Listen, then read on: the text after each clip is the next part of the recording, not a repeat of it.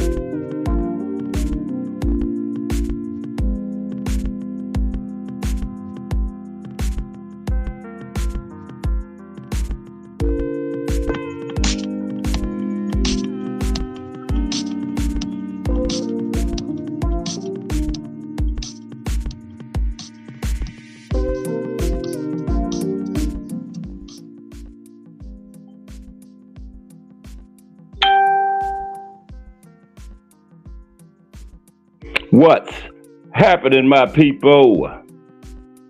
It's Cass Sports again, back for another afternoon with the family. That's right. You know what time it is. If it's Monday through Friday, 2 p.m., it's the Boxtorian bringing you all that boxing history. Boxing is the greatest sport of them all. That's why we love it. Can't get enough of it. Miss Cass, crush the legend. Salute to everyone and welcome to another episode of Cass Sports, the Boxtorian. Today, the history of boxing in Las Vegas. How's the family today? It's Tuesday afternoon. Still early in this big week of boxing history. We're going to talk about the history of the boxing in the Sin City today, Las Vegas. Tomorrow, we're going to review a show I did like last year, a couple years ago. We're going to again look at the 50 most significant figures in boxing history. Okay? Not just fighters, of course, fighters, managers, trainers, media personnel. And my top 50 most significant people in boxing history, the Bob Father and Don King are both in the top 5, okay? Two very significant figures in the sport, right? They almost came to blows one time, but when it came time to make the big fights, they put their differences aside and made that money. These promoters nowadays could learn from the Bob Father and Don King.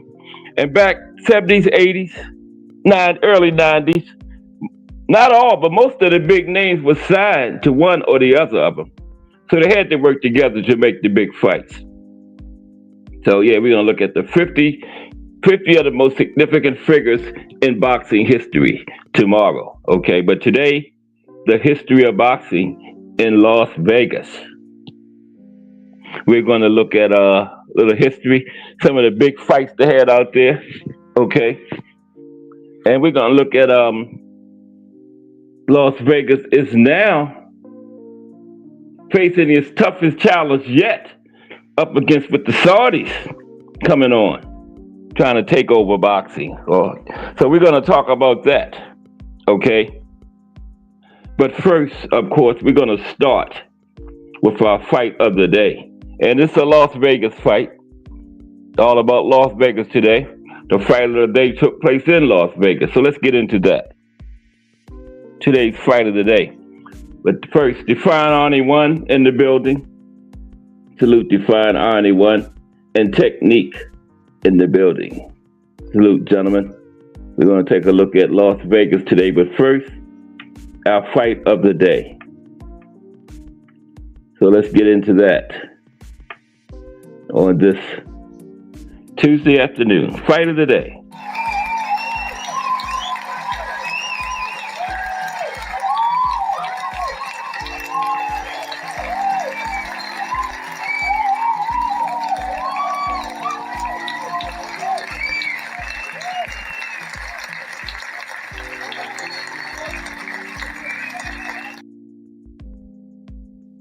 Okay, the fight of the day today is the Eastern Assassin, Larry Holmes, versus the Black Destroyer, Ernie Shavers. September 28th, 1979. Holmes versus Shavers. And this fight took place in Las Vegas, Nevada. Yes, it does, Technique. History of the world's biggest fights. Okay, this one right here took place in Las Vegas, Nevada.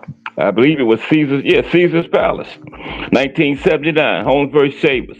MGM Grand wasn't open yet. They came around in 1994. And we're going to talk about the first fight there.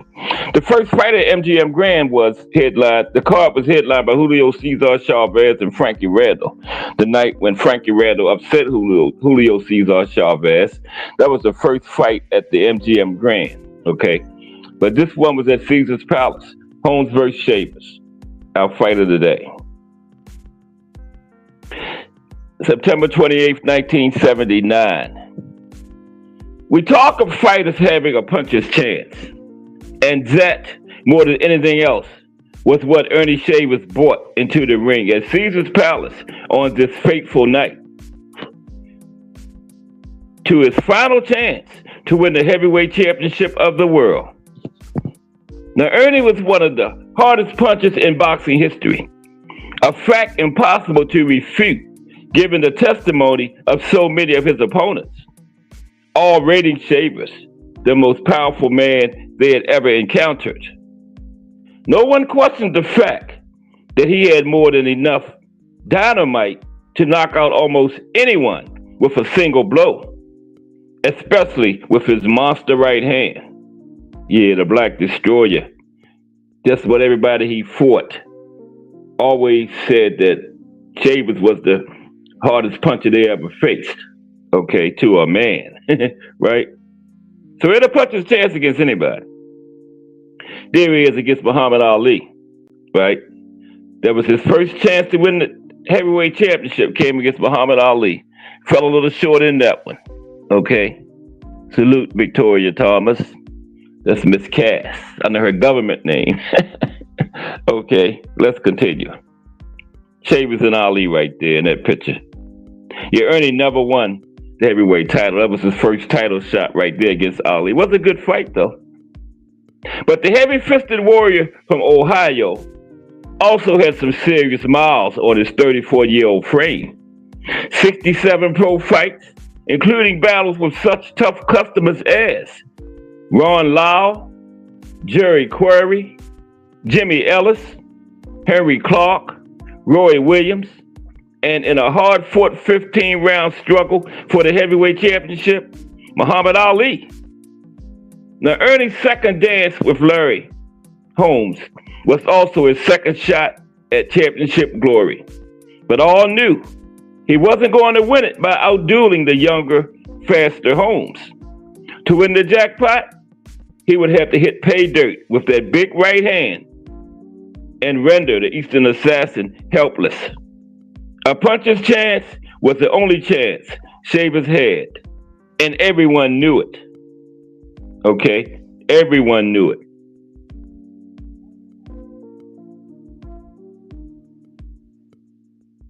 And they had before, and Holmes completely outboxed Shavers. That was the first fight. Holmes threw a shutout against Shavers in the first fight. That was 12 rounds. That wasn't the championship fight. Yeah, Holmes threw a shutout against him in the first fight. So that's why everybody was saying in this fight, all they had was a puncher's chance. And everybody was saying that this was because Holmes vs. Shavers Part 1 had taken place some 18 months earlier, an elimination bout to decide who merited a chance to battle Ken Norton with the WBC World title on the line. That belt was awarded to Norton after it had been stripped from Leon Spinks. In March of 1978, Holmes proved he was too quick, mobile, and talented for Shavers to outpoint. In that first meeting between Holmes and Shavers, most had Holmes pitching a shutout. 3 months later, Holmes went on to edge Norton in a thrilling and razor-close 15-round war, one of the all-time great heavyweight Donnie Brooks. So that's when Holmes won his first title in that fight against Norton. And so much of the intrigue of the Holmes vs. Shavers rematch derived from the fact that 6 months earlier, Ernie had faced Norton to decide who got the next title shot, and the same man who had given Holmes hell for 15 action-packed rounds was steamrolled by Shavers in less than 2 minutes. As that fight showed, Shavers always had a puncher's chance. Always. It is Shavers and Norton right there. Yeah, that tell you that styles make fights. That triangle theory doesn't work because Norton gave Holmes everything he could handle for 15 rounds, a razor-close split decision won by Holmes. Shavers knocked Norton out in 2 minutes of the first round. Okay? That fight right there. So that triangle theory, styles make fights. Norton didn't have the boxing skills and everything and the jab to stay away. He had a good jab, but not as good as Holmes, and Norton didn't have the skills to stay away from Shavers like Holmes did. So Shavers caught Norton 2 minutes up the first round, right? What's up, Thomas Hill in the building? Yeah, the fight of the day from Caesar's Palace in Las Vegas. The Eastern Assassin Larry Holmes versus the Black Destroyer, Ernie Shavers. This is Ernie Shavers' last chance at a heavyweight title. Okay? Right here. But if anyone thought Larry Holmes was going to make the same mistake Norton did and try to stand toe-to-toe with the Black Destroyer, they were woefully mistaken. The young champion was a smart ring technician, and from the opening bell, he sought to keep Shavers at the end of his stiff and lightning quick left all-time great jab. Setting a brisk pace, Holmes seized the initiative, snapping home the left jab while parrying Shavers' own leads with his right hand. Now, meanwhile, Shavers patiently stalked with a malevolent grin on his face. He tried a couple of big right hands near the end of round one, but they both missed by sizable distances. Okay? Both of them missed. Sizable misses, as a matter of fact. There's the poster in the lead up to the fight. World Heavyweight Championship, Larry Holmes versus Ernie Shavers. Holmes holding the title. And so it went. For the next 5 rounds, Shavers tried to get close and land some big shots, but he failed. And for 5 rounds, Holmes circled the ring and kept sticking his left fist into Ernie's face pretty much whenever he wanted to. From time to time, Holmes followed up with hard right hands. Remarkably quick and light on his feet, the champion appeared much sharper and in better condition than he had 3 months earlier in his title defense against Mike Weaver, a grueling battle in Madison Square Garden that saw Holmes had to draw on inner resources of courage and stamina to stop the underdog challenger in round 12. Yet Weaver gave Holmes everything he could handle. Styles make fights. There's Holmes and Shavers in the second battle they had.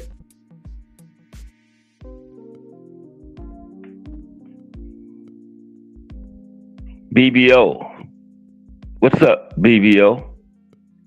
Like T. Hill said, the notorious BBO. Sports TV from the Sports Talk Network. 8 p.m. I believe it's Monday through Thursday. Okay? So Holmes versus Shavers, right? But Shavers never stopped trying. He landed a glancing right hand at the end of round 2. And near the end of the 3rd round, he threatened with heavy left hands to the body and 2 right hands that didn't land cleanly, but still put Holmes on the run. In the 4th round, Shavers got home more body shots, plus a few rabbit punches, but when he managed to throw his sledgehammer right, it fell embarrassingly short of the target.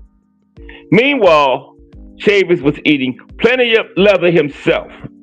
Not just jabs, but also right hands and uppercuts. And in the 4th round, his left eye started streaming blood. Yeah, Holmes drew blood in the 4th round from the Black Destroyer. Come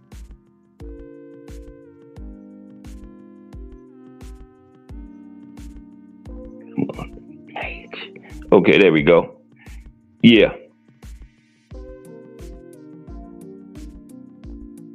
Now, round 5 saw Holmes throwing more combinations as an increasingly desperate Shavers started hitting on the break and letting fly more huge right hands that sent a refreshing breeze wafting through Caesar's Palace.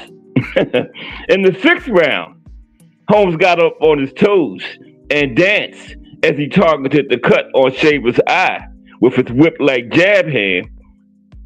And before long, there was blood streaming from the other eye as well. Got both eyes bleeding now. Now the champion wasn't just winning, he was dominating Shavers at that point. Had both eyes bleeding, he was dominating the Black Destroyer. Okay? Oh, there we go. I thought I had missed the picture. Nope, I did.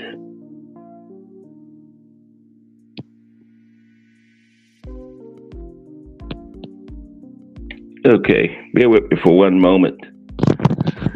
Let's see here. Oh, there we go. Had lost track of where I was at on my display. There we go, right there. Okay. Yeah, Holmes was dominating Shavers now. And then it happened. Holmes opened the 7th round with a volley of jabs, reopening the cuts on Shavers' face. And Shavers, aware he was running out of time, picked up the pace and started lobbing Hail Mary right hands with abandon. The crowd came to life as they saw Shavers try to turn the tide. And then, with just under a minute left in the 7th round, Holmes planted himself and set to through an uppercut. But instead, Shavers beat him to the punch, caught him perfectly flush. The big right hand smashing Larry on the jaw and putting him down hard. Shavers' only chance was a long shot puncher's chance at a lottery ticket, a final pull at the slot machine, a last spin of the roulette wheel, and he had just hit the jackpot. Just hit the jackpot, okay? Ernie did. Did the Eastern Assassin recover? Only a chin of iron saved Holmes from defeat in round 7. Okay? The second that deadly blow landed, Holmes was unconscious. But the second his back hit the floor, he woke up. Amazingly, a punch that would have probably felled a rhinoceros could not stop the Eastern Assassin, and he was on his feet at the count of 5. The crowd was also on its feet and screaming as Shavers took up the chase and looked to land a finisher. He even trapped the champion on the ropes and landed more heavy blows, but Holmes fired back, and then there was the bell, and with it, the end of Shavers' great chance, the puncher's chance to become a world champion. Yeah, Holmes went to sleep when he hit him, but when he hit the mat, he woke up. Yeah. There he is. See him? Looking up at the referee.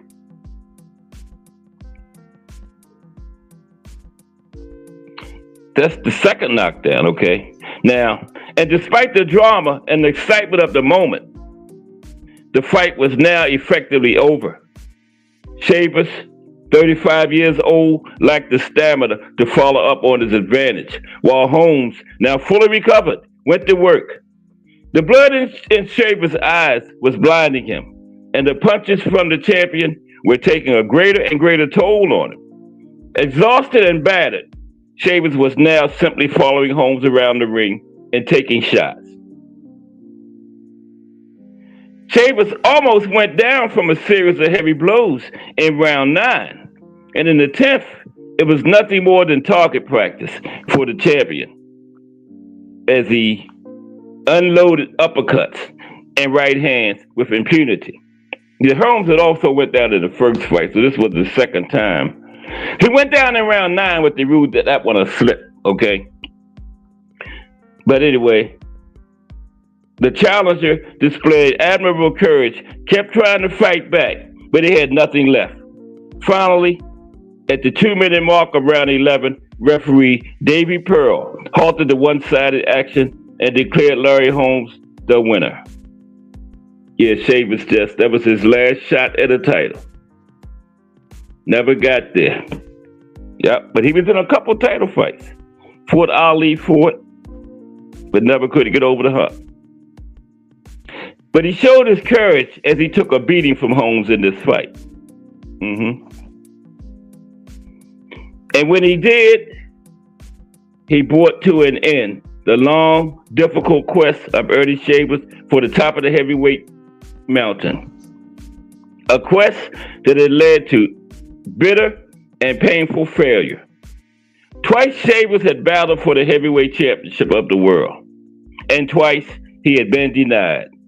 But the boxing fans in Las Vegas stood and cheered for Shavers, now in tribute to his courage and his heart. But they also cheered for Larry Holmes. 4 years younger than Ernie, not to mention faster, more skilled, and most importantly, blessed with a jaw of iron. A jaw which in the fateful 7th round foiled a puncher's last chance. Yep, there you have it, the fight of the day. Excuse me for one moment. It's blazing in here, man. Okay, so now, boxing in Las Vegas today. Yeah, that was the fight of the day, and it was in Las Vegas. It was at Caesar's Palace, okay? So let's get started with our history of Las Vegas.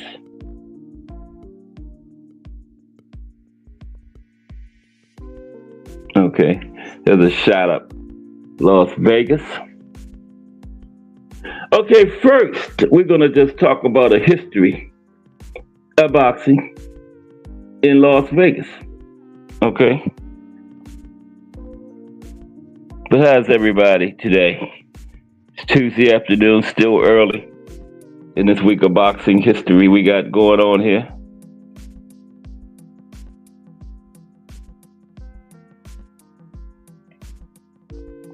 Tomorrow, we're going to look at 50 of the most significant figures in boxing history. Yep, and the Bob Father and Don King is in the top 5. Okay, love them or hate them. They have been 2 of the most significant figures in the history of the sport over the years. But still making big fights, right? Still doing their thing. The Bob Father and Don King is. Okay. Polar opposites. You know, one is a white Harvard-trained lawyer. The other is a black street guy that killed 2 people. You know, so can't get no more opposite than that, right? But when it came time to make those fights, they put their differences aside and made them. Because like I said at the opening, back around the 70s, 80s, most of the big fighters were signed to one or the other, you know? And, yeah.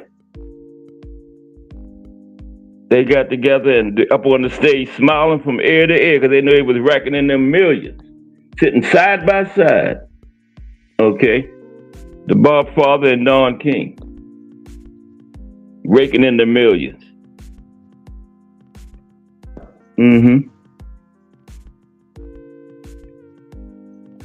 And both of them in their 90s, still promoting.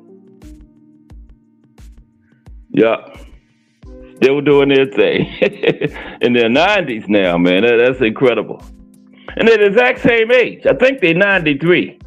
I believe Don King's birthday is in August, and I think the Bob Father December, or the other way around, right? Like they're a couple months apart as far as their birthdays, yeah. Incredible. Both of them supposed to be laid back on the porch somewhere. They still out there promoting. Yeah, but we're going to talk about that tomorrow. But now, the history of boxing in Las Vegas today, okay? Let's get into that. First, we're just going to start off with a little history. Then we got some of the top fights, like Technique was saying. They had some great big fights out there in Vegas, man. Yeah. So let's talk a little history first, okay? That's a nice shot of Las Vegas right there. Miss Cass picked that out. Ain't that a nice picture? Okay. Miss Cass got a sister that actually lives out there. Yeah. Now, the fountain spraying liquid white gold from the pool in front of the Bellagio, the Eiffel Tower staring longingly at them from across the road, the fluorescent green MGM Grand Monument, the fake castle, the gaudy pirate ship, the old, the new, the rich, the poor, the haves and the have-nots. A walk down the Las Vegas Strip will give those who regularly attend fights a sickly glow of nostalgia. Okay? Now, despite spending most of their time in press rooms buried deep inside the city's hotels and convention centers, media members sometimes get to put their head above the parapet for a few hours, and this is what they see.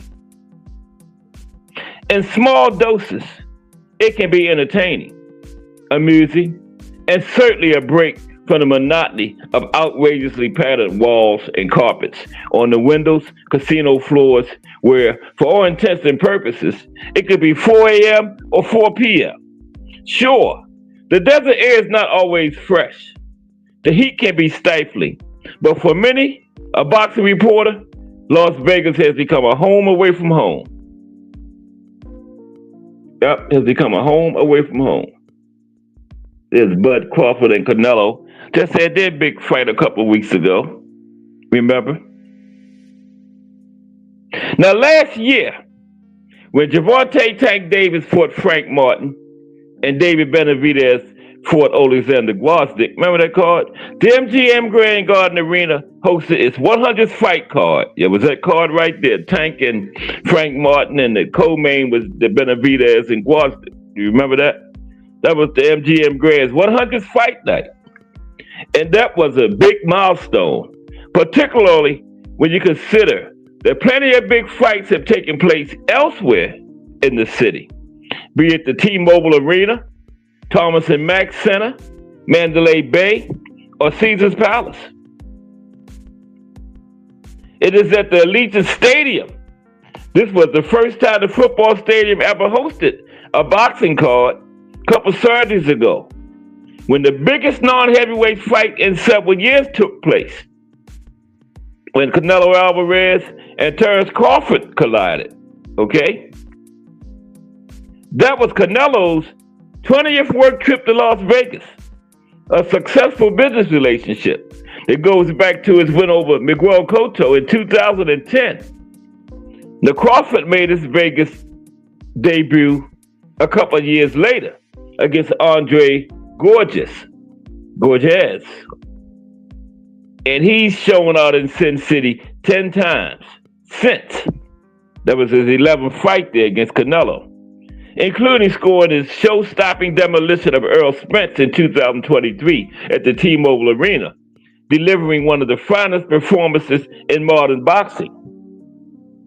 Not unless it was what he did to Canelo a couple Saturdays ago. Might have been even finer, okay? Now, for BoxRec, there was a show in Las Vegas as far back as March 25th, 1924, a Tuesday, at the fairgrounds. And 7 of the 8 fighters on the card were making their debut. Now, fight nights followed at Beckley Hall, Legends Arena, Elk Stadium, the Eldorado Dance Hall, and the War Memorial Auditorium. In the 1940s, there were fights at the Last Frontier Hotel, mostly on Mondays and Wednesdays. And in 1952, the fights came to Cashman Field, which was nearer the area we now know as downtown than the Strip. Okay, now before any of that, there had been significant fights elsewhere in Nevada, in Goldfield, Carson City, Reno, Boulder City. But Vegas had not shaken its reputation at that time as predominantly a mining camp outpost and the nearest decent-sized spot to atomic bomb testing sites. Okay?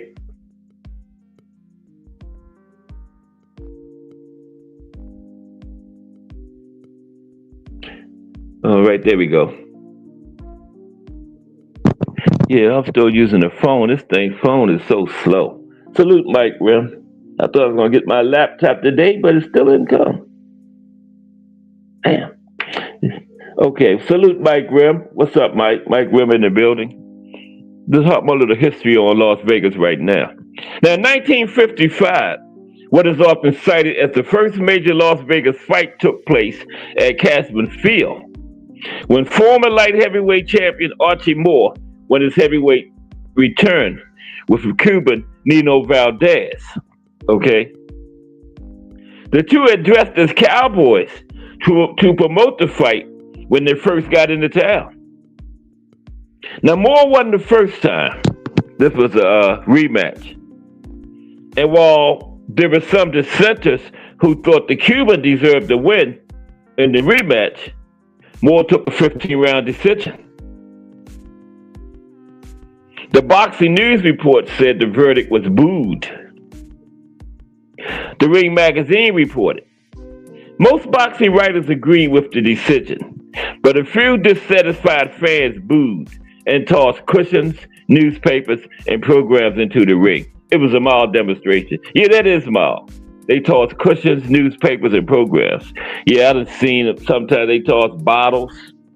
Remember last week we talked about it, Davey Moore fight back in the 50s. Somebody in the audience tossed a live snake at him. Remember? And somebody asked David Ward, was it poisonous? David said, I didn't stop to find out. Yeah, so Cushing's newspaper's program, that's a mild demonstration there. Now, Valdez played his part too, because, they said he got robbed. After the decision, Valdez theatrically dropped to his knees and beat on the canvas with his gloves. As one writer surmised, Valdez failed his big test. That is what happened in Las Vegas. Ringside tickets were $30. Seats in the bleachers were $5. Former heavyweight champion James J. Braddock served as the referee for this fight. The Cinderella Man. Remember they fired out he won? Yeah, the Cinderella Man. Now, of course, there was no way of telling how the momentum would grow in Las Vegas to build it into the fight capital that it became. But make no mistake about it, boxing was coming. At that time, boxing was coming in Las Vegas.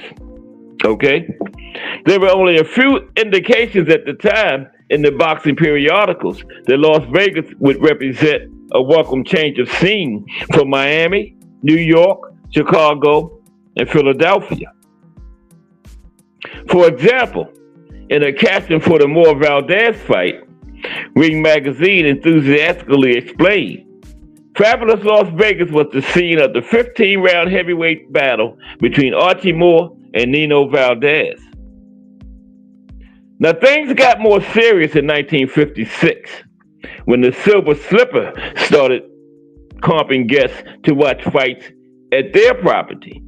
And they showcased the likes of Al Andrews versus Randy Sandy. What a name, Randy Sandy. And Del Flanagan versus Eusebio Hernandez.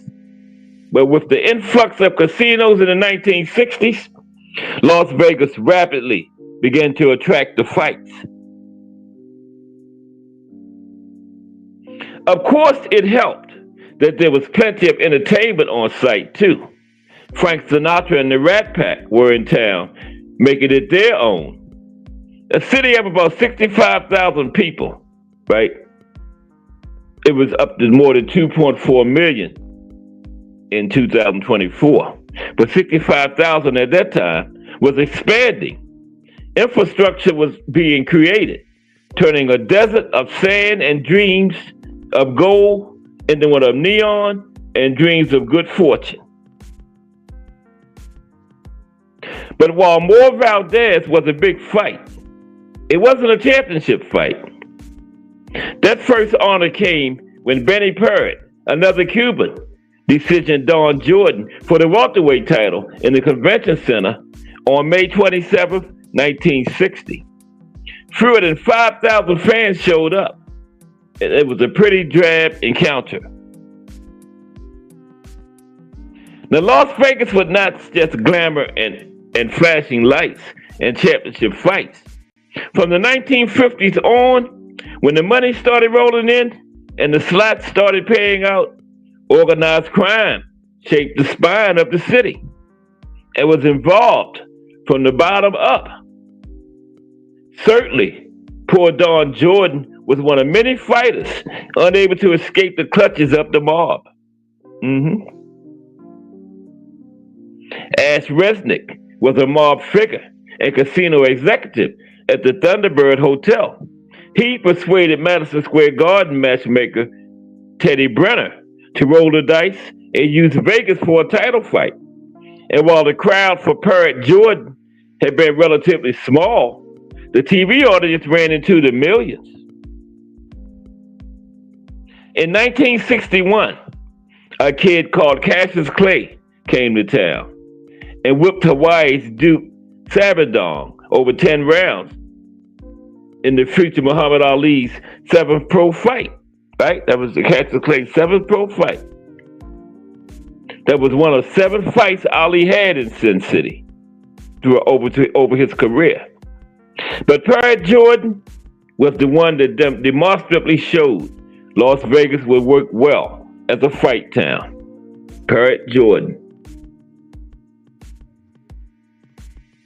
From a couple of arterial roads Linking it with Southern California and a handful of flights each day, it grew quickly. Parrott fought Gene Former up at middleweight in 1961 back at the Convention Center, Rotunda, a venue that was widely being heralded as America's finest arena. And Parrott was battered badly, but the Cuban had played an integral role in bringing the fights to Las Vegas. Two of the first biggest fights there, Betty Parrott. That was, and then he was the one that, died after the fight with Emil Griffith, remember? Now, as the city blew up, the likes of Gene Former and heavyweight Floyd Patterson, Sonny Liston, were pictured training in Thunderbird-sponsored T-shirts, although there already had been plenty of celebrity endorsements in boxing for the city. Sugar Ray Robinson announced one of his retirements while in town in 1951, when the city was still segregated, meaning he could not stay at the Sahara where he made the announcement, right? And he fought Former there in 1961. He could fight there, but he couldn't even stay at the hotel because of segregation. Now, Former from Salt Lake City defeated Robinson there too. In 1963, the first heavyweight title fight saw Mark Liston squash Floyd Patterson in one round. And as the Las Vegas hold-on boxing titan, the International Hotel became the first to have a fight in their showroom when Liston fought Leotis Martin in 1969. The late George Foreman boxed on the undercard, right? After he won his gold medal in 68, Big George was on that undercard of Liston and Leotis Martin. Now, when Liston wasn't a champ, his booth at the Thunderbird Hotel was cordoned off with a warning: Sonny Liston, heavyweight champion of the world. No one sits here. Liston eventually moved to Las Vegas. He died there too, having only fought 3 times at the town he arguably became synonymous with. He had only 3 fights there for Sonny Liston. He is buried near the airport. Yep, Sonny Liston. Only fought 3 times in Vegas. Wow. I was thinking he fought there a lot more.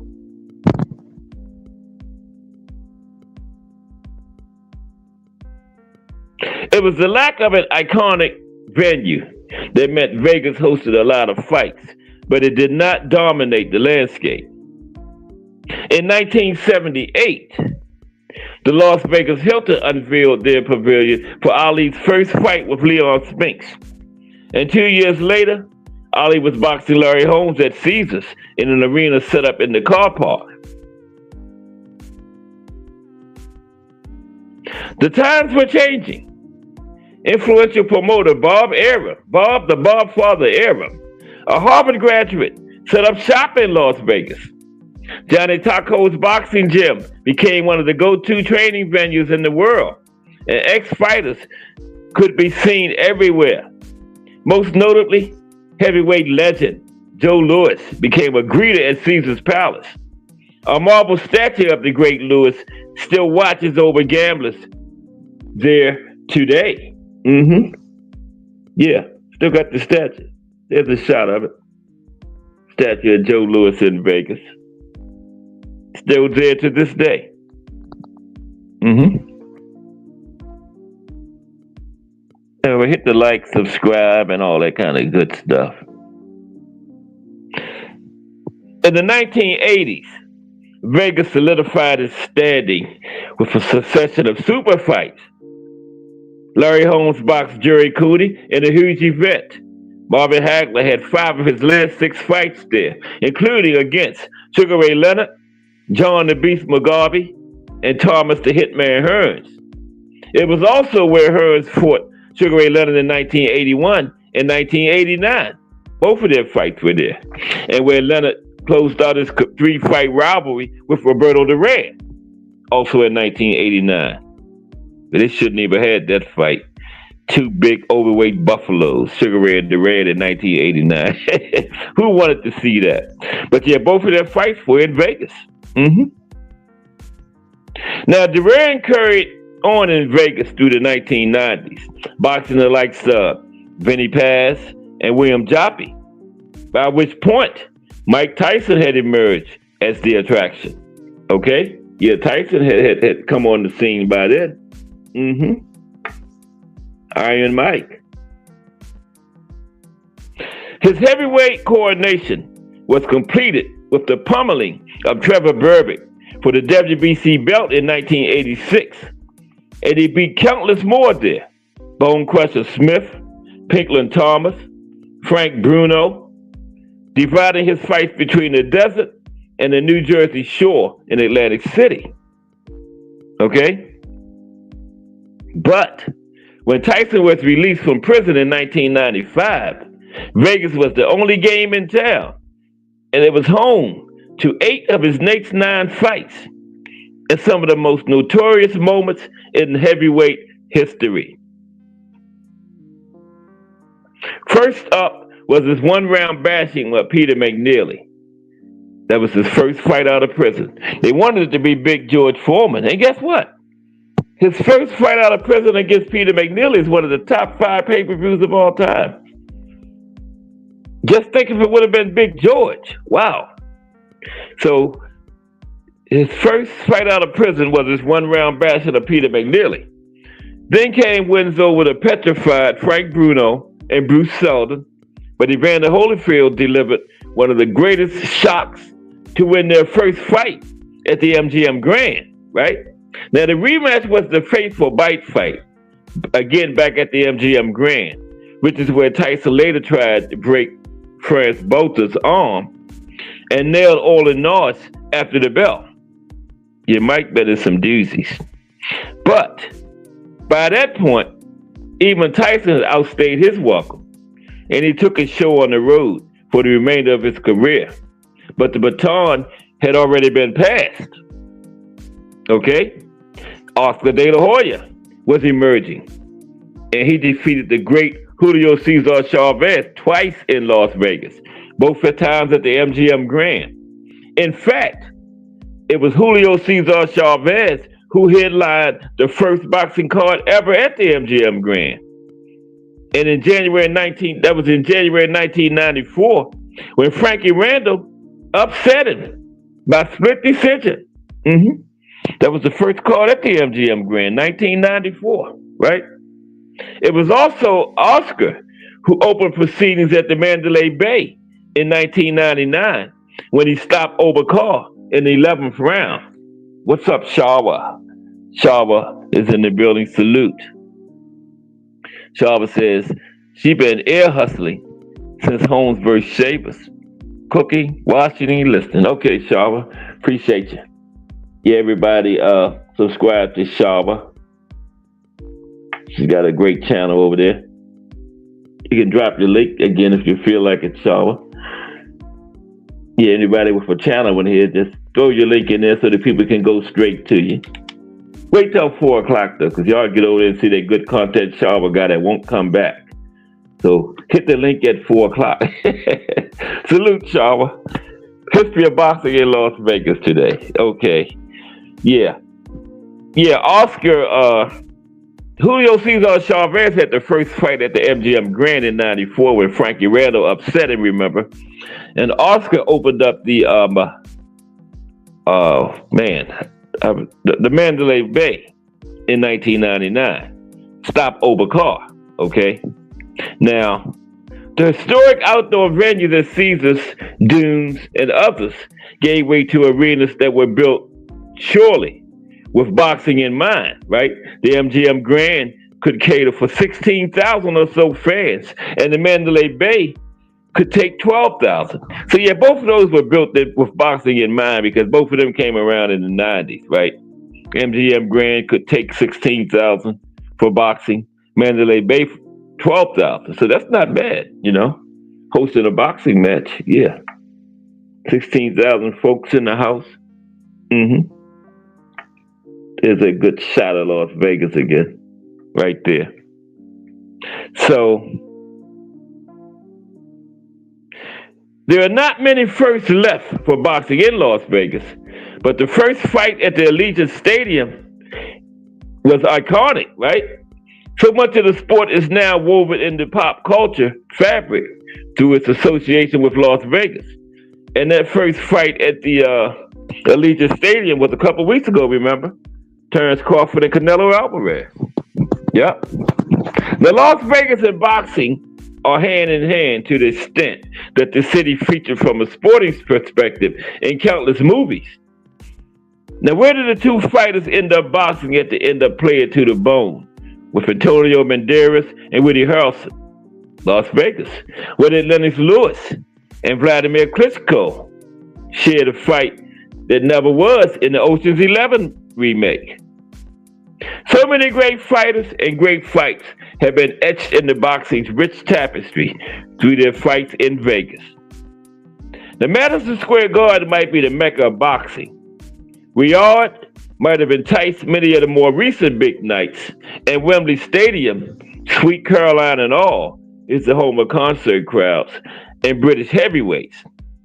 But Las Vegas is fight town. Now, it wasn't always that way, and it might not stay that way. But right now, Las Vegas is fight town. Okay?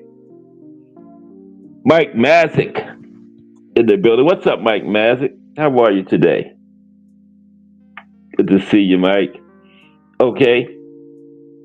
Now let's talk about this thing is called wait a minute. Now Las Vegas boxing's all-time champion faces its toughest challenger yet from the Saudis. That Riyadh season. Let's talk about that. Will Riyadh season take over from Las Vegas? Or will the old champion hold them off? Let's see. Let's see.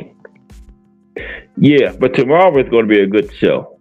I've done it I forgot when, so if I'd have forgot, y'all have forgot. So 50 of the most significant figures in boxing history. Okay? Yeah, tomorrow. We got fighters, managers, trainers, promoters, media personnel.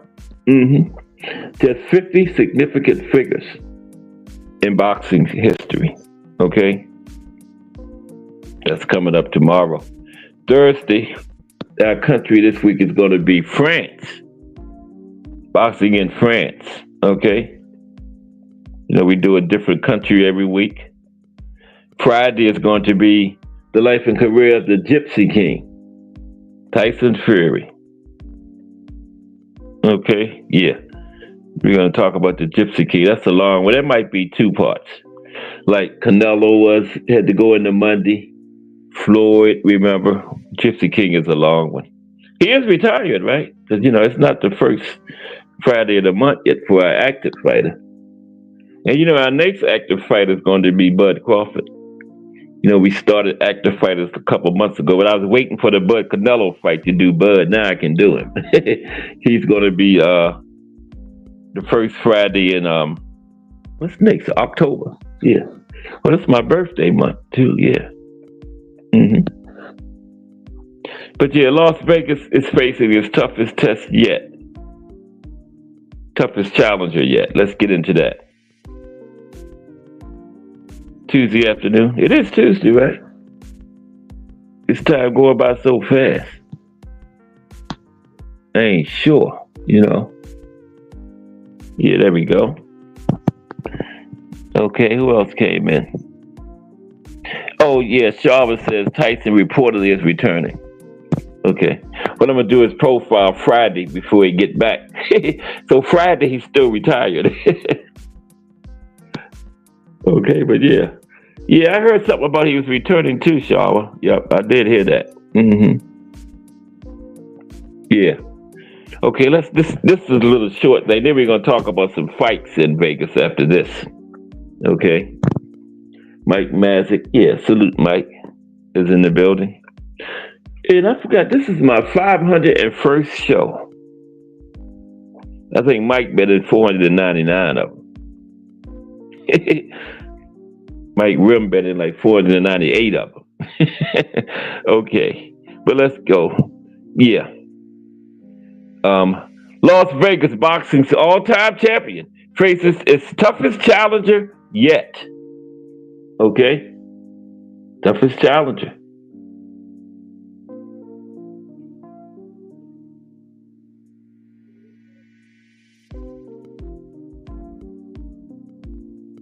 Okay.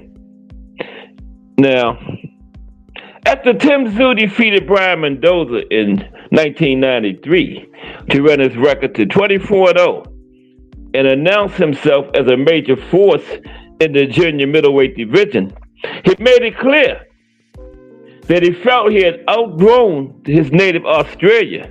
It was time, he said, to switch to the main stage, which meant the United States, specifically Las Vegas. Now, while Madison Square Garden in New York styles itself the Mecca of boxing, the bright lights of Sin City have been the sport's biggest attraction for decades. It was there that Marvin Hagler knocked out Thomas Hearns, where Hearns flattened Roberto Duran, and where Sugar Ray Leonard controversially outpointed Hagler. It was in Las Vegas that Larry Holmes beat Jerry Cooney. Evander Holyfield shocked Mike Tyson, and Tyson bit off a piece of Holyfield's ear. All that was in Las Vegas. And I got another little story about that ear too. Right. Thank you, Shawa. Yeah, 501.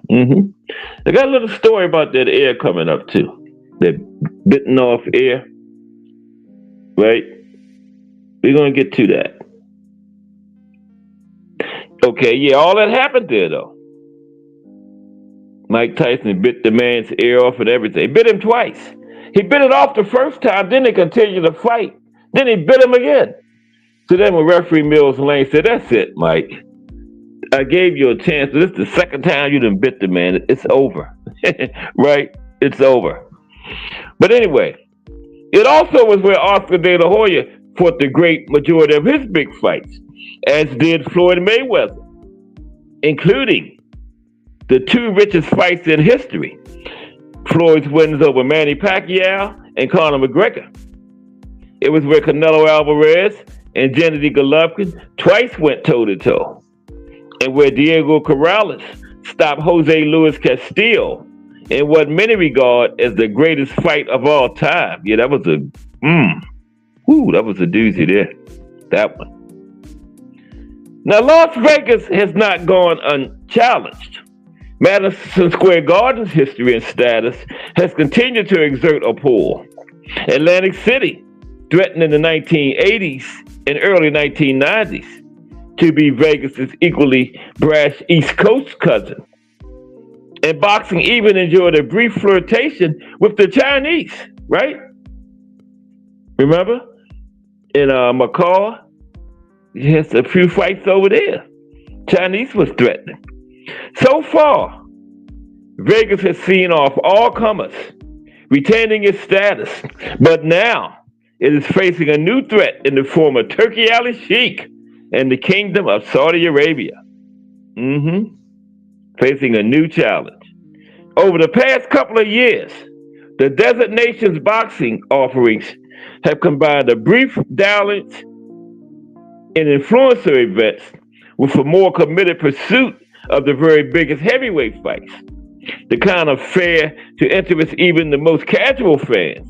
But now, Ali Sheikh, chairman of the Saudi General Entertainment Authority, is also putting on cards to entice more hardcore followers of the sport, such as the two fights between Dmitry Bivol and Arthur Beterbiev, right?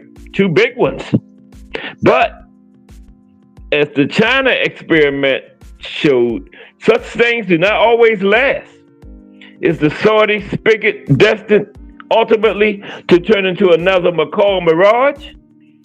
or are Vegas days as the ultimate boxing destination truly numbered? Is Saudi going to take over?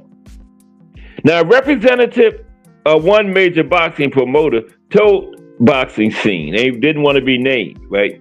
They told Boxing Scene they were sanguine about the threat Riyadh exposes to Las Vegas' place in the boxing firmament. They said, Vegas, because of its rich history with the sport, will always be a number one destination for boxing. The promoter said, and we embrace that tradition. The largest gates in boxing have been generated in Las Vegas. In contrast, veteran Sin City combat sports journalist Kevin Iole thinks his hometown status is at genuine risk. Kevin Iole thinks it's at risk. Okay, Mike Rim says he didn't stop all that head button Holyfield was doing against Tyson. Yeah, that's what caused it, Mike. What's up, Jarrell Hattie and Ken Saw Love, one in the building. Yeah, that's what caused it, Mike. Mike Tyson got tired of that headbutt. He had headbutted him just before he did the bite, remember? Yeah. But salute to Jarrell Hattie, Ken Saw Love, one. Did I tell y'all they two of my favorite people? Jarrell Hattie, Ken Saw Love, one in the building. Okay? Salute.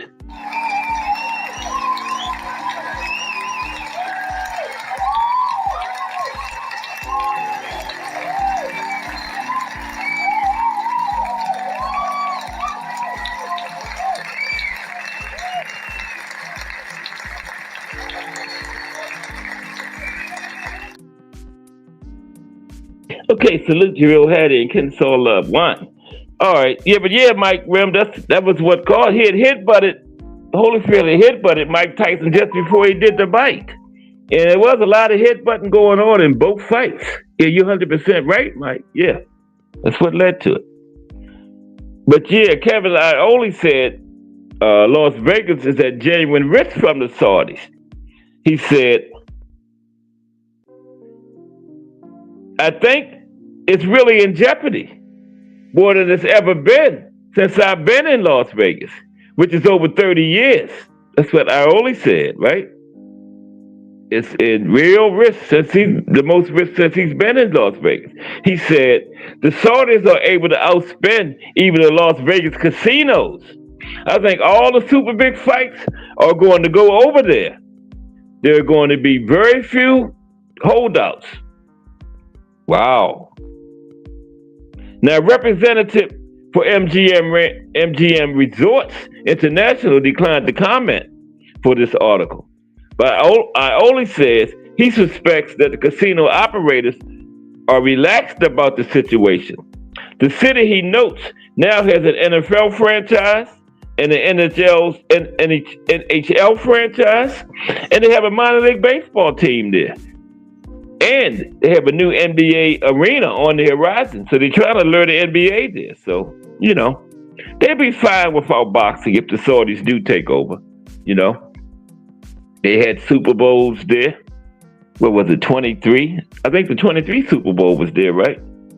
Now, as much as boxing fans loathe to admit it, for broadcasters, casino operators, and Saudi princes alike, boxing is a means to an end. For Saudi Arabia, it is one of a number of easily persuadable sports with great international appeal that can be leveraged into portraying the nation and its ruling class in a flattering light. For broadcasters, it is a relatively affordable way to attract advertisers or subscribers. For casinos, boxing fans, or at least those who turn out for boxing's biggest events, it brings money for rooms, restaurants, shows, and gaming tables. But boxing fans aren't the only visitors with spending power. And although Las Vegas has always been an entertainment town, the sheer numbers it is able to draw to other events is far in excess of what is experienced in the past, right? Now, of course, Saudi Arabia also has Formula One, and it has instigated a civil war in golf. It's reportedly making a play for the global tennis circuit, and it's secured the 2034 FIFA World Cup. 2034. Even though the bidding hasn't officially begun. I can ready to say 2034. Now, given the country's growing collection of baubles and the sports penchant for repeated self-immolation, one wonders how long it will be before the Saudis too decide boxing isn't worth the hassle. Okay, will that happen? Will they decide boxing isn't worth the hassle over there? Now, that doesn't mean that Vegas boxing is going away. The city boasts an abundance of gyms and ready-made fight camps, as well as the presence of major combat sports promoters. Numerous boxers, active and retired, make their home in Las Vegas. Gambling is woven into the Sin City experience, right? So it don't mean boxing is necessarily going anywhere in Vegas, okay? Now, part of Vegas's DNA is providing shows that boxing fans, ticket-buying boxing fans, can access. There aren't a lot of regular boxing fans able to fly to Saudi Arabia, pay for hotels, and go to fights. So that's one big advantage Vegas has over Saudi Arabia, right? There aren't a lot of boxing fans that's able to fly to Saudi Arabia just like that, like you can go to Vegas, you know. So that's one advantage for Vegas. Now, while acknowledging the obvious and understandable allure of Saudi Arabia, money, the promoter cautioned that throwing the bulk of that money at the biggest attractions risks neglecting the sport's roots. Historically, when the promoters have chased money, it's led to shrinkage of the sport's fan base. From network TV to HBO, Showtime, cable, and pay-per-view, for example. We're trying to build a fan base, and I'm not really sure you can do that with a steady diet of Saudi fights. That's right, you can't. You can't. And finally, the coming months and years will show whether Vegas successfully defends its boxing supremacy or whether it chooses to abdicate its throne. But for the first time in a long time, it faces a formidable challenger in the Saudis. Yep, it sure does. Now let's look at some fights, some of the big fights that we've had in Vegas. Chalmers says, Vegas has gotten so expensive together with the cost of seats at fights. But it's easier to get to Vegas than Riyadh. Yeah, that's what I was saying, Chalmers. That's one advantage Vegas has. I mean, the average boxing fan ain't going to just jump up and buy no tickets and go all the way to Saudi Arabia to watch a fight. Then you got to get a hotel and all that. And then going all that ways, you know you're going to stay in Riyadh and Saudi Arabia longer than you would in Vegas. That's just a hop across the country, but Saudi, you're going across the world. You're going to make it into a longer vacation. So you're going to need more money. So most people would say, I'll just go to Vegas, right, to the fight. So yeah, that's a huge advantage that Vegas has. Okay, let's talk about some of the big fights we've had out there in Vegas now. Okay, now what did I do? Recording? What the hell? I ain't doing no damn recording. I'm doing a live stream. Oh my goodness. I done hit something. Bear with me, please. Well, okay, I'm back. I done got good at this. I'm almost better at technology than Aunt McQueen or Remo. No, I ain't that good.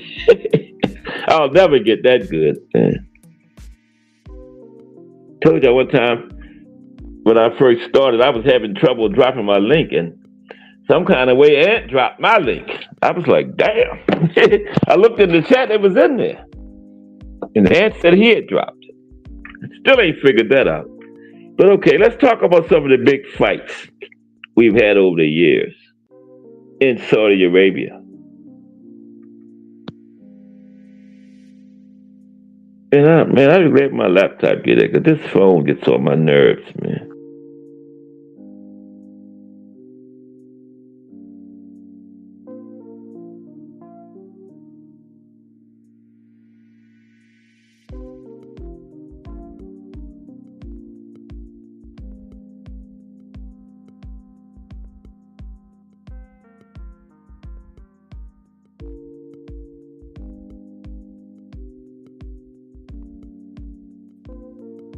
Okay, here we go. Okay, let's talk about some of the big fights that's happened out there.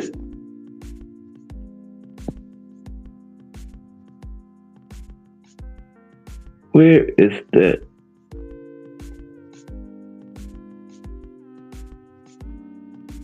Man, that's Big George right there. Yeah, we're gonna talk about the biggest fight, my favorite biggest fight in Vegas at the end of the show. Okay.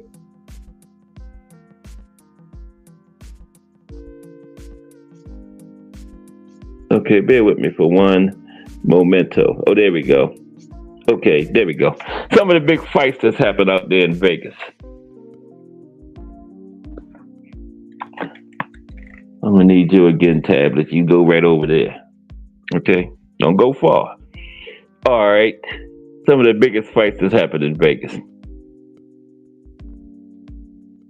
That when Canelo Alvarez and Terence Crawford put the gloves on in Allegiant Stadium on September 13th, they added to an elite legacy of significant and memorable matches that had taken place in Las Vegas, right? They were the latest in a long line of where will you win moments to boxing fans, emanating from the destination that has become home to the biggest fights in history. Yep, they were just another one in a long line. Canelo and Bud was. A couple of weeks ago now. Okay, so Muhammad Ali versus Larry Holmes, October 2nd, 1980. Now, the 38-year-old Ali did his best to float like a butterfly and sting like a bee for the final time. But it wasn't enough to beat Holmes for the heavyweight championship at Caesar's Palace. Still, Ali's swan song in the ring was a significant event in Las Vegas boxing history, along with its previous fights, right, at the Las Vegas Hilton. It's now the Westgate Las Vegas Resort Casino and Las Vegas Convention Center, okay? But Ali did fight again after that against Trevor Berbick. Had another fight. Yes, he did. Against Trevor Berbick. They thought that was going to be his swan song, but he fought again. Marvin Hagler versus Thomas Hearns, April 15th, 1985. Who would ever forget that one? Hagler and Hearns. Wow. Yeah, that's true, Shava. Rum and food in Vegas is outrageous too. So Vegas, Riyadh, pick your poison. You're going to spend a whole boatload of money, whichever one you go to. Marvin Hagler versus Thomas Hearns, April 15th, 1985. Just a little short summary. Another huge fight to help solidify Las Vegas' place in boxing as a boxing capital. Hagler defended his middleweight title against Thomas Hearns. Hagler won an intense fight by technical knockout, while Hearns suffered a broken hand in the very first round. Okay? Sugar Ray Leonard versus Roberto Duran, December 7th, 1989. This was their third fight. Okay? Remember? We had two big overgrown buffaloes in there. I don't even know why they had that fight. Who wanted to see that? I think they was at like super middleweight or something like that. Might have been middleweight, but they were way up there past welterweight. Leonard and Duran held the final chapter of their storied trilogy at the Mirage. Just 15 days after the new regular resort opened its doors. Just 15 days after it opened, right? Now, the first two fights took place in 1980. They were both in Vegas, too, with Duran narrowly capturing their first fight by decision and Leonard winning the second after Duran was believed to have told the referee no mas in the closing moments of the 8th round. I think the first two were both at Caesars. 9 years later, in the culminating fight, Leonard dominated the ring, winning by unanimous decision. Now, the unpredictably eventful fights of the 1990s. Okay? Now, not every memorable moment in Vegas boxing lore took place in the ring. The 1990s featured a couple of bizarre moments, as well as a massive super fight between Latin legends. Remember this one? Evander Holyfield versus Riddick Bowe, November 6, 1993. This was crazy. I think this is the Fan Man incident.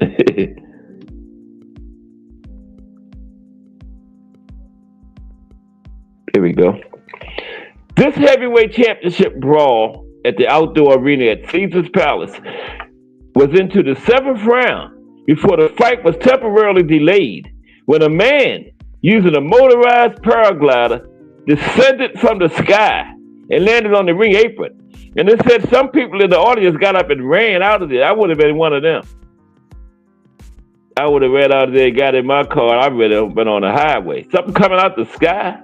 The world coming to an end. But anyway, Fan Man, as he was soon dubbed, was swiftly removed by security and members of Riddick Bowe's entourage. They didn't tell the whole story. He was beaten unconscious by Riddick Bowe's entourage because he landed right over there on that side of the ring in front of them, right? And they bounced him over there and beat him unconscious. And then after all that, he was arrested. Got beaten unconscious and then got locked up, right? Following the surprise commotion and 20-minute stoppage, Holyfield went on to win the fight by majority decision. But Fan Man took the worst beating of the night. We had Oscar De La Hoya versus Julio Cesar Chavez. They fought twice. This one, June 7th, 1996, I think. Now, De La Hoya lived up to his nickname of the Golden Boy by beating Chavez in a much-anticipated clash of champions. De La Hoya was just 23 at the time. He was 10 years younger than Chavez. And he entered the fight with a 21-0 record. It was the 100th pro fight for Chavez. Wow. Oscar was 21-0. JCC was in his 100th fight. Chavez had 97 wins, 1 loss, 1 draw. 99 fights, going into his 100th fight. Oscar 21-0. Right? Now, after a first round punch by De La Hoya opened a gash above Chavez's eye, Oscar connected with a left hook in the 4th round that broke Chavez's nose and led to a technical knockout. That was Oscar's signature punch, that left hook. Now, a year later, fans witnessed one of the strangest and most unfathomable circumstances again, involving Holyfield again. But this time, it happened inside the ring. Y'all know where I'm going. Mike Tyson versus Evander Holyfield, June 28th, 1997, right? Okay. After Holyfield scored an upset victory over Tyson 7 months prior at the MGM Grand Garden Arena, the two met again for a colossal heavyweight rematch in the same venue. However, this fight was nothing like the first encounter, and unlike any other fight in the boxing history, right? Any other fight in boxing history. In the second round, Holyfield ducked the punch, and like Mike Rim said, butted heads with Tyson, and the referee didn't say nothing. Head-butted Tyson, causing a cut over Tyson's right eye. 40 seconds into the round, while the fighters were in a clinch, Tyson inexplicably bit Holyfield's right ear, tearing off some cartilage, right? After a delay of several minutes, the ringside physician tended to Holyfield and declared him fit to continue. I think it was Mills Lane was the referee for that one. And then Tyson bit Holyfield's other ear, right, later in the round, scarring it, and then he was disqualified for those actions once the round was complete. Okay? And there's BVO's buddy right there. There's BVO's buddy in the middle. Don King. Mike Webb said matching bites. Matching bites. Yeah, that's what it was. Matching bites. Now, Oscar De La Hoya versus Felix Trinidad, September 18th, 1999. Now, Oscar was involved in another huge championship fight to close out the decade, battling Felix Trinidad in the fight of the millennium at the Mandalay Bay Event Center. That's now called Michelob Ultra Arena, right? Trinidad captured the unified welterweight title by majority decision in the 12-round fight. At the time, the fight set a pay-per-view audience record for a non-heavyweight fight. Then we had a new era filled with big brawls. One of the most eagerly awaited boxing fights of the 21st century almost didn't happen. More than 5 years of ongoing disagreements over the terms of the deal had kept this super fight derailed. Finally, the camps of both combatants reached an agreement, setting the stage for one of sports' biggest showcases, not just boxing, one of sports. That was Floyd Mayweather Jr. versus Manny Pacquiao, May 2nd, 2015. Okay? What is this light doing on? No wonder I can't see my letters. Yeah, matching bites. Mike. Okay. Anyway, the undefeated Floyd Mayweather Jr. and 8th division champion Manny Pacquiao faced off in one of the most highly anticipated fights ever. Mayweather kept his perfect record intact, winning the unified welterweight championship in a 12-round unanimous decision. It remains, to this day, the highest grossing and most bought pay-per-view event in history. 4.6 million buys, right? And let me see, I had how many people watched it. Yeah, there they are, Floyd and Manny. Anyway, 4.6 million pay-per-view buys. Changed, yeah. And yeah, I forgot how many people, what the gate was, but it was the highest grossing gate and most bought pay-per-view event. 4.6 million buys. That's Floyd and Oscar right there, I think. Yeah. So then we had Canelo versus, no, that's Floyd and Manny. Canelo versus Miguel Cotto, November 21st, 2015. 6 months later, after Floyd and Manny, Canelo faced Miguel Cotto at the Mandalay Bay in a middleweight title fight. The 12-round fight was considered to be a close contest throughout, and Canelo was victorious by unanimous decision. Then we had Floyd versus Conor McGregor. Floyd Mayweather Jr. versus Conor McGregor.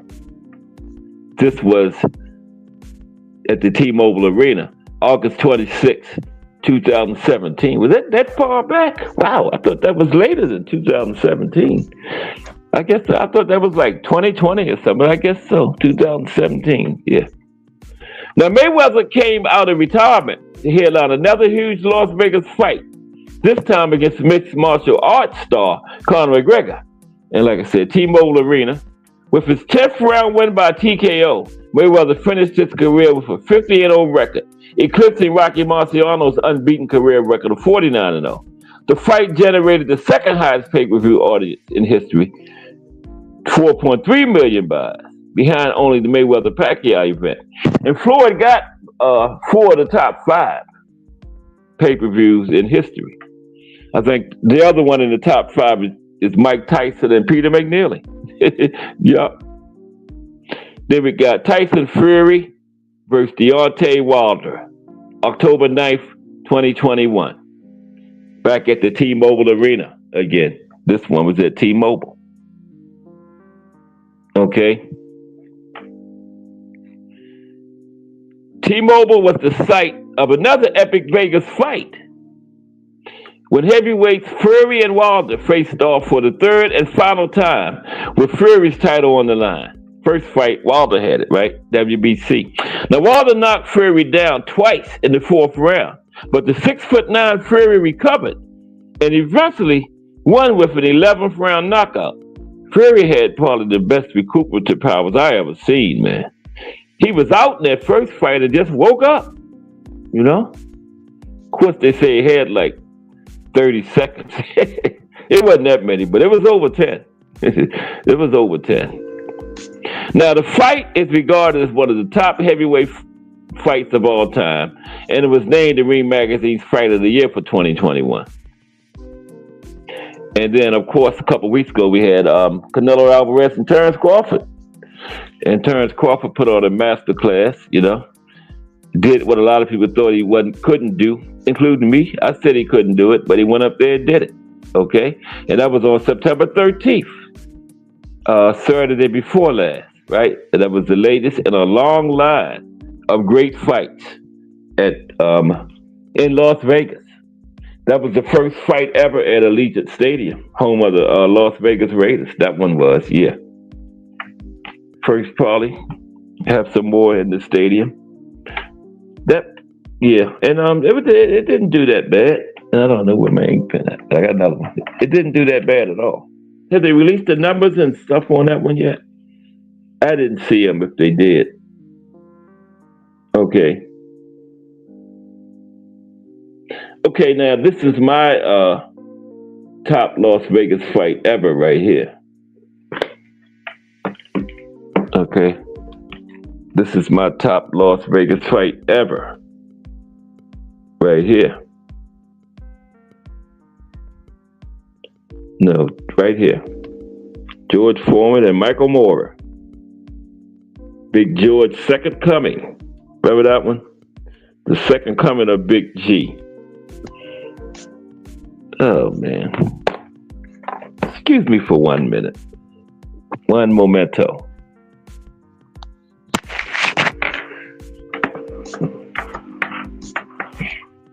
Two minutes.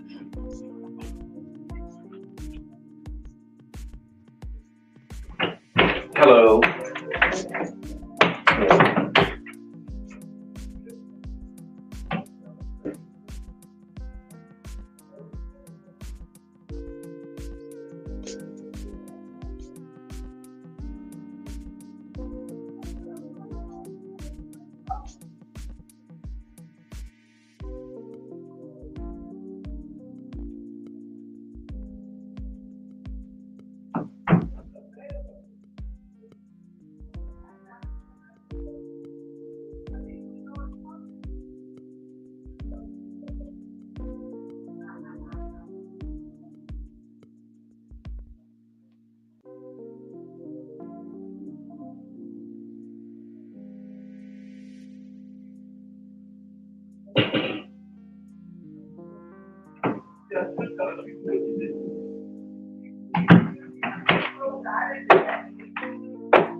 Yes, you did.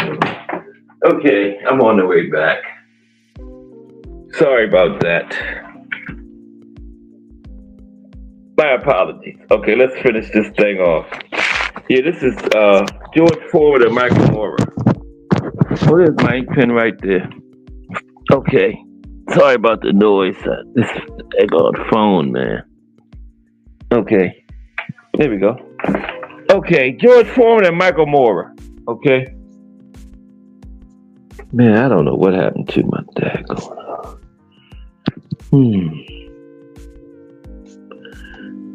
Okay, bear with me. Something didn't happen.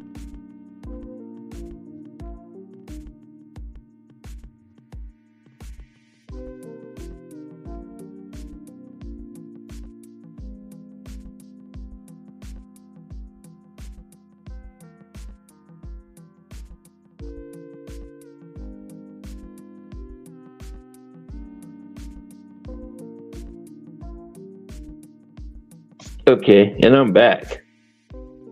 Yeah, Big George and Michael Moorer. There's Michael Moorer laying on the mat there. Okay. Yeah, Victoria Thomas. Yeah. I found out my laptop ain't coming till next week.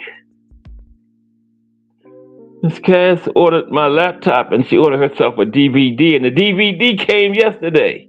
And my laptop ain't coming till next week. The whole ugly DVD came yesterday. Man, that's messed up. You're gonna tell me something about, oh, yours coming from another country. What? But it's all good. Let's talk about George Foreman and Michael Moorer now. Foreman versus Moorer. This was in Las Vegas. I think the MGM Grand was open by that time. See where this one was at. I think the Mandalay Bay opened in 99, but MGM Grand was open by 95 when Moorer and Foreman had their fight.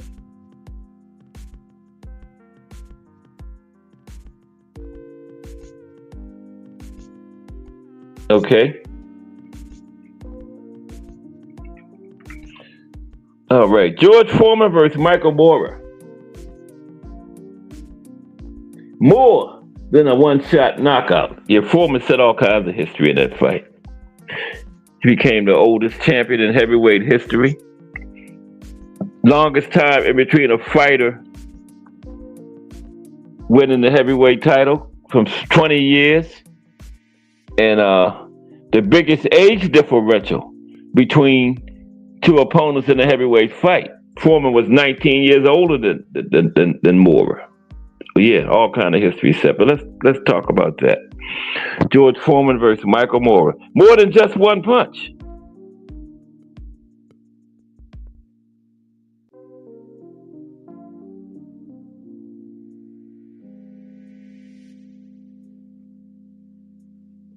Okay.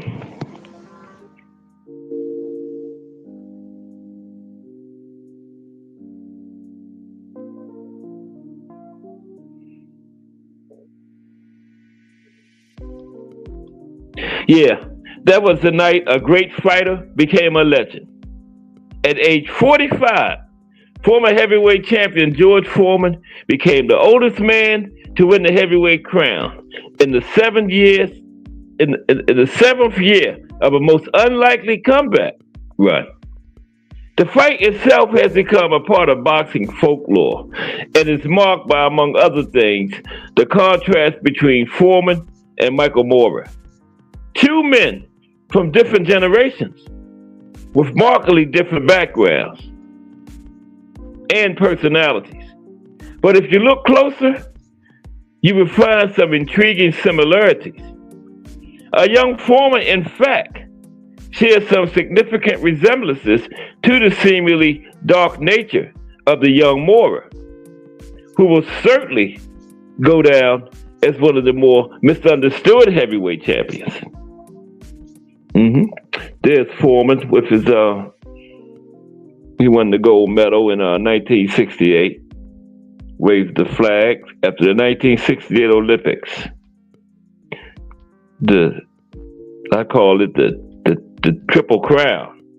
You know, the Olympics every 4 years. Ali in 60 in Rome, Joe Frazier in 64 in Tokyo, and George Foreman in 68 in Mexico City. You always call that the Triple Crown of gold medals there. All became heavyweight champions. All fought each other. But if there's a misperception about these two men, there's an even more profound misunderstanding about the night they clashed for the heavyweight championship of the world, about an outcome that, in retrospect, shouldn't be so shocking. More than a few boxing historians have noted that the 45-year-old version of George Foreman was, at least in some respects, a better fighter than the 1970s version. That in an imaginary matchup between the two, the older man would win. If we allow that to be a possible truth and look at Moorer versus Foreman from that perspective, then his great victory becomes something less than astonishing. It also allows us to acknowledge that it was something more than a one-punch knockout. Okay? Wow. The 45-year-old George Foreman beats the young monster George Foreman. Wow. Now, Foreman was born in Marshall, Texas, and raised in Houston, one of 7 children, and from the age of 5, had no father at home. Young George soon became a product of the streets, and while far from being free of the demons which haunted him for much of his youth, finding boxing instilled a sense of discipline, and his talent carried him all the way to an Olympic gold medal at age 19. Now, as a professional, Foreman's rage manifested itself in the fearsome displays of punching power, right? When he knocked the undefeated heavyweight champion Joe Frazier down 6 times en route to a second-round knockout, Foreman instantly became the most feared heavyweight champion since Sonny Liston a decade earlier. Okay? Yeah, when he did that to Frazier. Wow. And Frazier was favored to win that fight. Okay? Nobody expected that. Yeah. And there is Joe Frazier. Stay down, Joe. But Joe kept getting up. Okay? Joe got knocked down 6 times, and Joe got up 6 times. When the fight was stopped, Joe was on his feet. Okay? Go back and look at it. When it was stopped, Joe was on his feet. Okay, so, well, Sharma agrees. She said she thinks older George was better. I never really thought about that until I read this article. Never really thought about that. But I'm going to have to look at that. Now, while Big George's reign was short, it was solemn and dark. Hardly engaged in the press. This is the first Big George. Hardly engaged in the press, fans, or even fellow opponents, as he mowed down the likes of Jose Ramon and Kid Norton with seeming ease. Now, before he faced former champion Muhammad Ali in Zaire, many people worried for Ali's well-being, including novelist Bud Schulberg, who predicted that George could hurt him badly. Broadcaster Howard Cosell stated that the time may have come to say goodbye to Muhammad Ali. And the New York Times predicted he would be knocked out in the first round. And George Foreman and his team in the locker room before the Ali fight got on their knees and prayed Foreman didn't go in there and kill Ali. They actually got on their knees and prayed Foreman did not kill Ali in the ring that night, right? Now, contrary to expectations, Foreman was outclassed, outsmarted, and eventually outgunned by Ali, who watched as Zach Clayton counted Foreman out. Yeah, the rope-a-dope, right? Now, the loss would go on to psychologically scar Foreman, who stated that it took years to live down the fact that he was no longer the heavyweight champion of the world. 3 years later, when George was beaten by Jimmy Young, Foreman, only 28 years old at the time, retired from the fight game. Yeah, retired.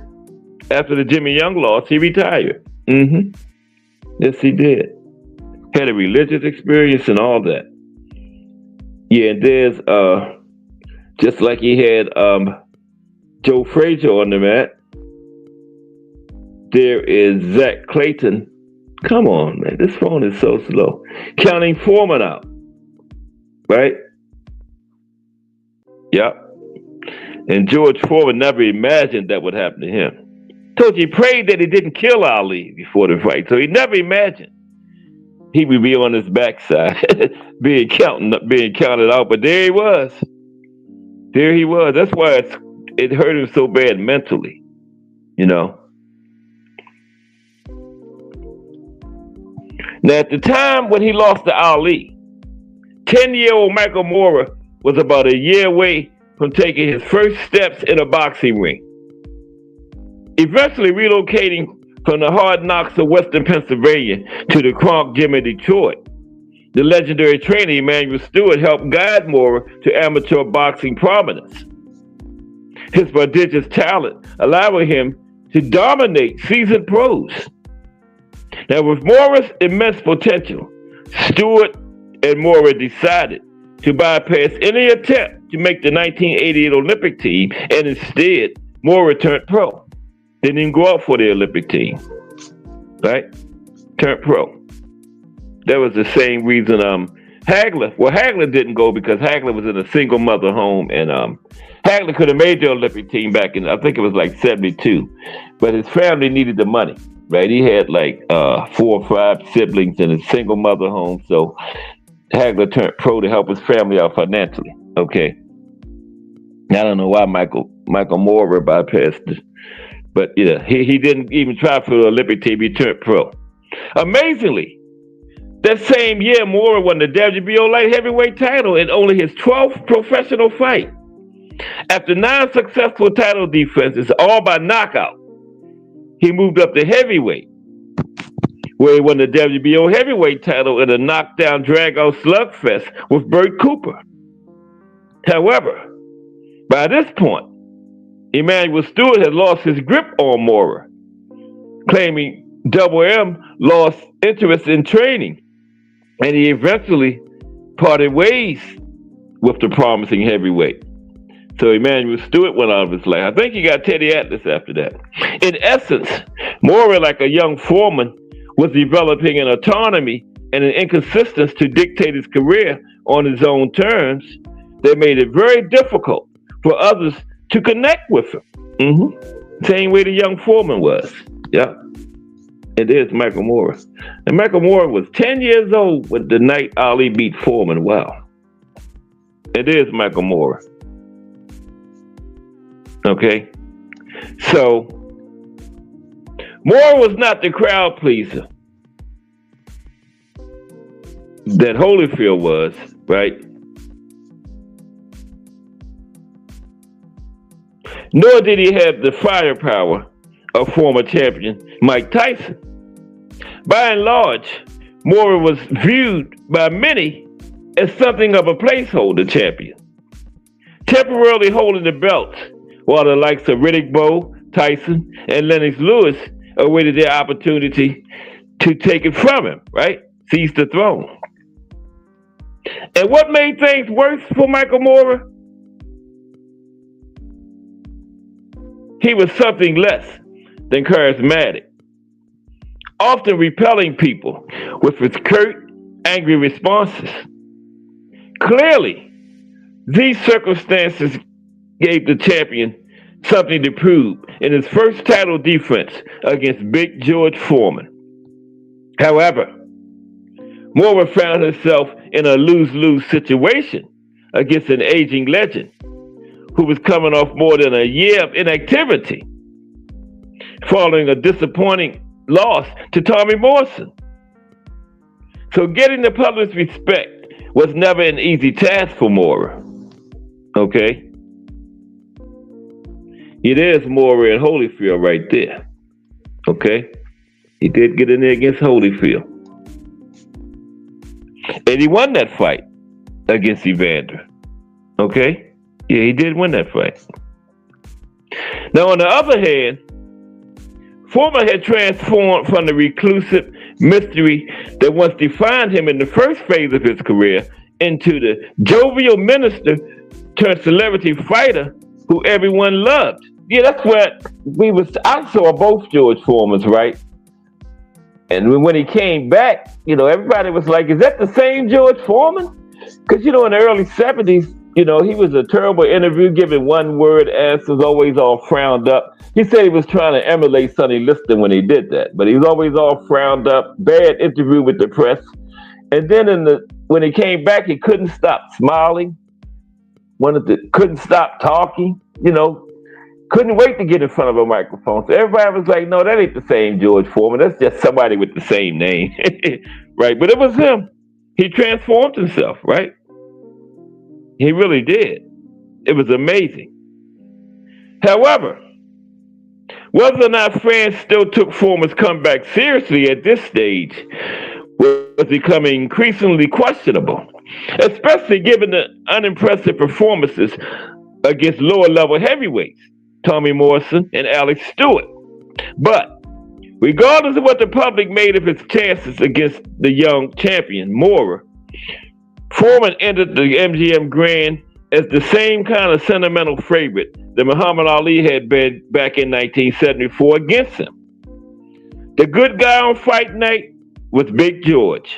The bad guy was Mora. Okay, plain and simple. Just like in 74, the good guy was Ali. The bad guy was Foreman. Now I can't get the daggone thing to scroll up. Okay, bear with me for one moment, one more time.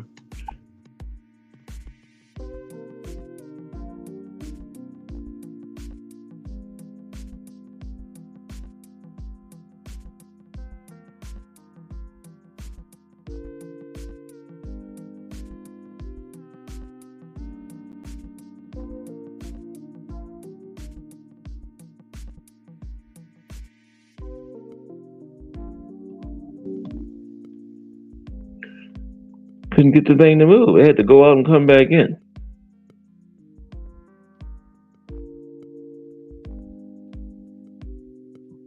Okay, there we go.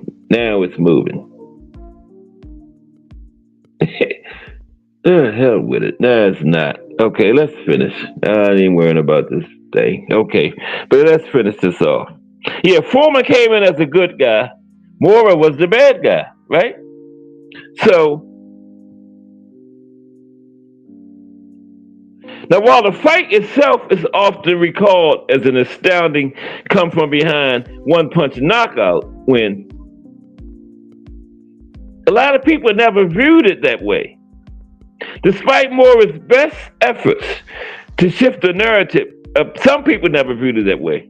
Despite Mora's best efforts to shift the narrative of the fight to how George simply got lucky, Foreman, now 20 years older than he was in Zaire against Ali, also appeared to be 20 years wiser, even as his physique had become a caricature of his old self. Now, although Mora outpunched Foreman for much of the fight, it was George who remained the ring general, applying constant pressure, subtly keeping Mora inside his front foot, and slowly but surely drawing him into the range of his still potent right hand. It was southpaw first, orthodox, and George consistently kept his foot on the outside. Mora probably had this old guy wasn't even probably worried about the foot battle, Probably wasn't even concerned about winning the foot battle, but it cost him. Now, perhaps Mora's biggest mistake was the way he underestimated Foreman's power. In fact, many boxing experts did as well. HBO commentator Larry Merchant remarked during the fight that the myth of George's power was being exposed, and fellow commentator and veteran trainer Gil Clancy spent much of his commentary casting doubt on Foreman's viability as a legitimate threat. But despite losing round after round to the younger man, Foreman stayed focused and determined and faithful to his strategy, which was as simple as it was clever, and which banked on exploiting the natural advantages an older and wiser fighter possesses over a younger one.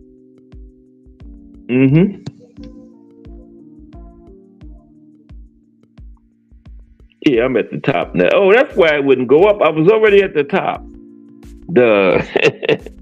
No wonder I couldn't get it to move. I was already at the top. What's up, Just Do Boxing? We closing down, looking at this. This was Las Vegas, and this was one of my favorite fights in Las Vegas was George Foreman and Michael Mora. Just Do Boxing coming up next. Y'all know about the balanced, unbiased boxing talk. Everybody gets to just do it, Just Do Boxing. Everybody. Salute Just Do. Okay, let's finish this off. Yeah, Foreman stayed with his game plan throughout, losing round after round. But he stayed patient. The sign of an old wise fighter.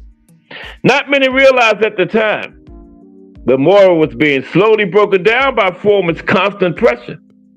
And in fact, the champion was stunned more than once prior to the knockout, most notably in round 3 and 6, when Foreman managed to land some hurtful blows.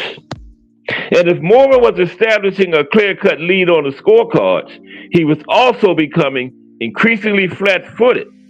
In short, the younger man was following the lead of the older, wiser man. Okay? Despite himself, Moorer was not paying attention to the counsel of his trainer, Teddy Atlas, but to the persistent persuasion of George Foreman. And the toll of the constant punishment and pressure was growing. Even Moorer, who afterwards was too proud to admit he was knocked out by anything but a lucky punch, eventually conceded that he was basically out on his feet before the dramatic finale. Early in the 10th round, Foreman landed a stiff right hand that appeared to stun Moorer. Foreman followed that up with several more lead rights and even a wild left hook that connected cleanly. And just when it appeared as though the champion had weathered the storm, Foreman followed up with a hard right to the forehead. No one knew it at the time, but the punch stunned Moorer and froze him. This is that punch right chair. This is one that stunned and froze him. That hard right to the forehead. Okay?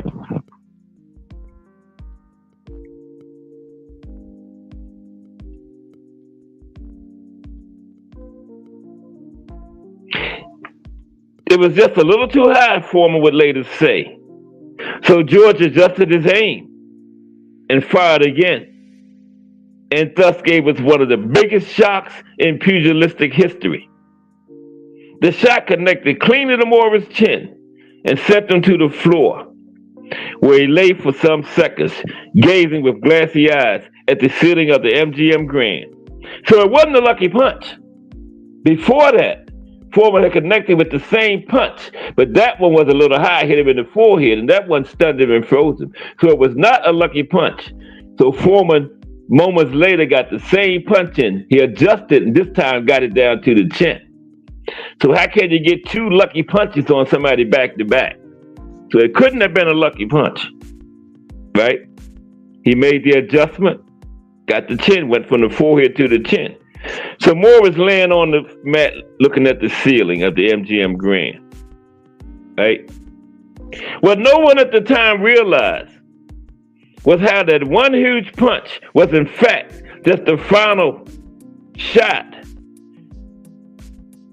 that caught a younger fighter who suddenly found himself hurting and overwhelmed. The referee Joe Cortez yelled, 10, and waved his arms. And HBO's Jim Lantley vocalized the emotion of the moment in one simple phrase. It happened. It happened. And then a brief silence descended upon the HBO commentary staff, whose partner, George Foreman, had finally regained the heavyweight championship that he had lost 20 years earlier. Foreman, instead of exulting in celebration of his landmark accomplishment, was seen in the neutral corner, kneeled in prayer, as he had just beaten Jersey Joe Walcott's record to become the oldest heavyweight champion in history. Foreman also became the oldest man to win a world championship, period, at that time. That was broken by B-Hop, remember, later on. Now, Moorer did roll over and try to get up. There he is on his knees, but he couldn't get up. See? There's Big George over there watching. Still got his trademark red, white, and blue trunks. Always wore them, right? Big George. Okay, to finish it off. They say a fighter's power is the last thing that leaves him. But in the case of George Foreman, it was every bit his will and his gall as it was his punching power that secured his great victory on that night. He was no longer the disturbed young heavyweight champion in Zaire who caved in under the pressure of thousands of African fans yelling, Ali, Bombardier, or the over-anxious heavyweight, vulnerable, to the ring walls of Jimmy Young. Now he who was the wise veteran of the ring, teaching the younger fighter a painful lesson.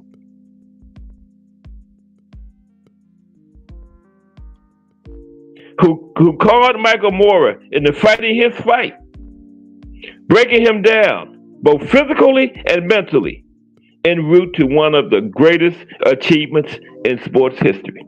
And it happened in Las Vegas. Big George. And Michael Moorer made a key mistake too, because his trainer Teddy Atlas was telling him, you got to fight one, just box, stay away from him. But Michael Moorer was insistent on going up into the pocket and going toe-to-toe with Foreman. If he had listened to his trainer, he would have won the fight. But, he didn't. So I was like, why do you have to train if you're not going to listen to him? Just keep the money and be your own trainer. You know what I mean? Right? Teddy told him, you got to fight one, just box him. But Moorer, no. He wanted to go up in there and stand toe-to-toe with Big George and got knocked out. Cold. Okay, but I appreciate everybody that came by today. Remember, tomorrow we're going to have 50 of the most significant figures in boxing history. Not just fighters. We got fighters, we got trainers, managers, media personnel, promoters. And the Bob Father and Don King is top 5 when you talk about most significant figures in boxing history. Don King and the Bob Father is top 5 because they have brought us some great, still bringing us, what I mean, brought us some great fights. They're still bringing us great fights. I think Don King is 94 now, and the Bob Father turned 94 in December. Excuse me, or 90 something. They're the same age, their birthdays are a few months apart. Yeah. Yeah, stood right in front of him, Shawa. And Teddy Atlas was telling the fool to box. But no, this old man can't knock me out. He didn't realize all the time Big George was breaking him down. Yep. And got him out of there. But I don't know why fighters don't follow the trainer's instructions. Ain't that what they paying them for? To give them advice and instructions? Like I was saying, you're not going to follow the trainer. Just keep the money and don't have no trainer then. Like when Raymond Ford lost to Nick Ball, lost his title. After the second round, I think, his trainer was telling Raymond Ford something. He was like, I know what I'm doing, right? So I'm like, well, why you have a trainer for then? The man giving you advice, you're going to tell him, I know what I'm doing. And he lost the fight, and the first thing he said in the post-fight interview was, I should have listened to my trainer. Wow. But that's crazy. But I appreciate everybody. Stop by tomorrow for 50 of the most significant figures in boxing history. Just Do Boxing. Kensaw Love 1. Jarrell Hattie. Mike Mazik. Shawa. Mike Rim. VVO Sports TV. The legendary Thomas Hill. Technique. Define Arnie 1. Crush the Legend. Miss Cass. Everybody have a great afternoon. I appreciate y'all 1,000,000%. I don't care if you don't move now, phone. I'm done with you. I just can't. I don't know how I'm going to end the thing. But everybody have a great afternoon. Just Do Boxing is up next. This is Cass Sports. Appreciate y'all. Have a great afternoon.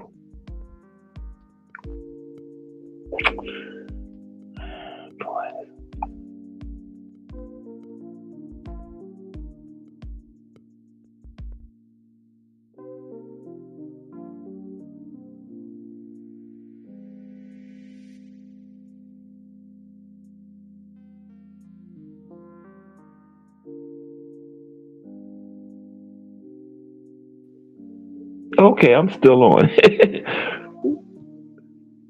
Okay, everybody have a great afternoon. Peace.